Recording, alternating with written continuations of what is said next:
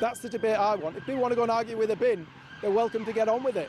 But you guys are allowing yourself to be represented by a bin. You are the bin. Can't you see that? You are the bin. You've all decided you want a bin to represent you. I just think that's mad. Hey everyone, welcome back to Julian Discourse. In this explosive TalkTV debate, watch Alex Phillips completely shred a smug Tory MP over the political elite's refusal to mount a serious challenge in Clacton against Nigel Farage. When the political class decides to mock the voters by effectively backing a novelty candidate, Alex exposes their ultimate hypocrisy. They demand your taxes, but they despise your values. Hit subscribe and let's watch their narrative collapse in real time. Well, it is, and do you know what? There's something really weird about democracy, you know, comes from demos, the people, and crassus, power, that we have this little device called an election. And via the power of elections, we get to ask questions about policy and scrutinise those things. So why is it Kemi Badenoch is so allergic to democracy? Why isn't she standing anyone in Clacton? Why is she saying Andy Burnham doesn't need to call an election yet? Why did the Conservative Party join the Labour Party in trying to cancel local elections for 5 million people? Because that's the way to get questions answered, isn't it? There's a few questions you've thrown at me there, and I'll take them all, Alex. All right. The reality is we're ready for an election whenever it might come. We've got a plan for government. We know how we're going to deal with welfare. We know what we're going to do with tax. We know what we're going to do to get people's energy prices down, whether that be drilling in the North Sea properly, whether that be removing those renewable levies, whether that be removing those carbon tariffs so that people can actually afford to pay their electricity bills. On defence, we've got a plan. We know what we're going to do. We know that we're going to get rid of that two-child cap and put more troops into our armed forces. We know that we're going to bring forward that sovereign defence fund, taking money from some of this eco-nuttery and the net zero projects and spend it on defence. So that's our readiness for a general election. What else do we have? Come at me again, Alex. Yeah, so why aren't you standing in Clacton? So we aren't standing in Clacton because it's not a proper by-election. Why is it not a proper by-election? It's a by-election. It's been called. There are people. Rules. Well, we know your political perspective, and I'll give you mine. I like so democracy, my view is that there are rules. And reform. There are rules in place in this country to stop politicians taking money, not disclosing it, secretly taking money from all sorts of wealthy people, whether they be convicted fraudsters or not. But what we've set in place in this, rightly in my opinion, is that politicians who go in there and vote on legislation should tell us where their money is, real things that are affecting the people I represent. That's what I'm going to be worrying about this summer. I'm going to be worrying about whether we're defending our nation. I'm going to worry about what that welfare spend is doing to hard-working people who are paying taxes. That's the debate I want. If people want to go and argue with a bin, they're welcome to get on with it. But you guys are allowing yourself to be represented by a bin. You are the bin. Can't you see that? You are the bin. You've all decided you want a bin to represent you. I just think that's mad. The people of Clacton will make their own decisions. I think many of them will want to hear the answers to the questions about where this money came from, about what came from the convicted fraudsters, about what was or wasn't declared. They'll want to see those questions answered, and I want to see those questions answered, and then people can make a decision about if something's been done wrong or not. In the meantime, if he wants to have a hissy fit, try to bypass that process and argue with the bin, the people of Clacton will have to make their own decisions. You are the bin! They'll have to choose between the bin and the rubbish. You're being the bin. That's what I'm talking about. I don't understand why this is, you know, why you can't see this. You want to go have those questions answered. You want to give Nigel Farage a hard time. You want him to face a grilling. You want members of the public to be able to put forward to their politicians, what do you represent? What have you done? You stand in elections. That is what the system is. You stand in elections. Stop being frit. Biased. Newsnight had Count Binface on. They haven't had anybody else on. I just find it so sick that they're all sitting there taking selfies going like, Count Binface, come sit next to me. I know what would be funny. Let's send a letter to the Speaker asking if he can wear his bin on his head when he gets elected. These people are laughing at us. They're laughing at democracy. They think we don't deserve anything more than some comedian who thinks that it's all a big game. And, you know, they think the joke is on Farage. I'm afraid by doing that, they think the joke is on us, basically. Because they're like, look, you don't have to agree or disagree with whether he should have called a by-election. There is one. There is an election.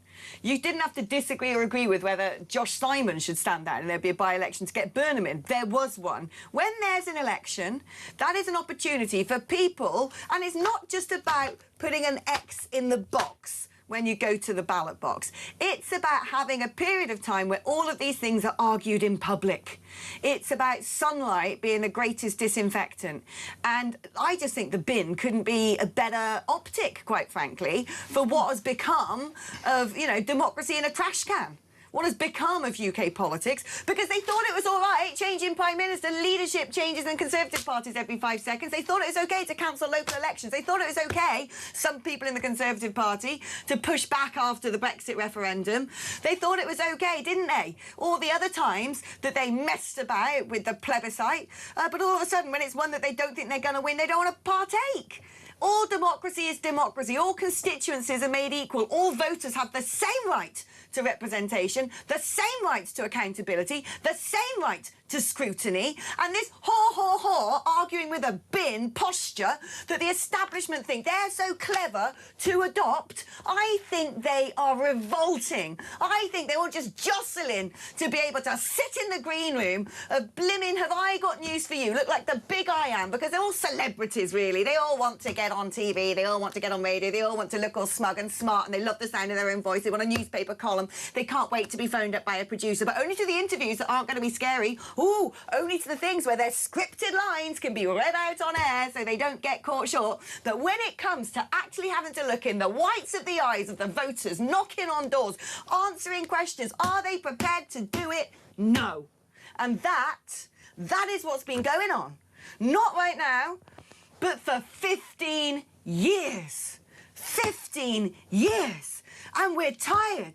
And we're exhausted, and we feel like they are ripping the proverbial out of us, because they are. And I don't care how many smug politicians are proud of this dichotomy between Farage and a bin. I don't think they're it's like Emperor's New Clothes. I don't think they can see themselves in the mirror. Look, it should never be forgotten by the people of Clacton that those people in Clacton that would like to vote Labour, that would like to vote Greens, that would like to vote the Lib Dems, that hate Nigel Farage, now don't have a choice. They don't have democracy. They can vote for any one of those other people. And by the way, they're not even guaranteed that who they vote for will remain in Parliament longer than maybe 6 weeks. What you just witnessed on TalkTV is the absolute cowardice of the British political establishment exposed on live television. When Alex Phillips cornered Tory MP Matt Vickers, she laid bare the breathtaking hypocrisy of a ruling class that endlessly preaches about defending democracy but completely abandons the democratic process the second it stops working in their favour. To understand why this clash is so revealing, you have to look at the undeniable facts and the official timeline behind this unprecedented election. In early July 2026, Reform UK leader Nigel Farage resigned his Clacton parliamentary seat amidst a Westminster Standards investigation regarding undeclared financial gifts. Rather than allowing a bureaucratic committee to decide his political fate behind closed doors, Farage deliberately triggered an August 13th by-election, explicitly stating, "Let the people be my judge." How did the political establishment respond?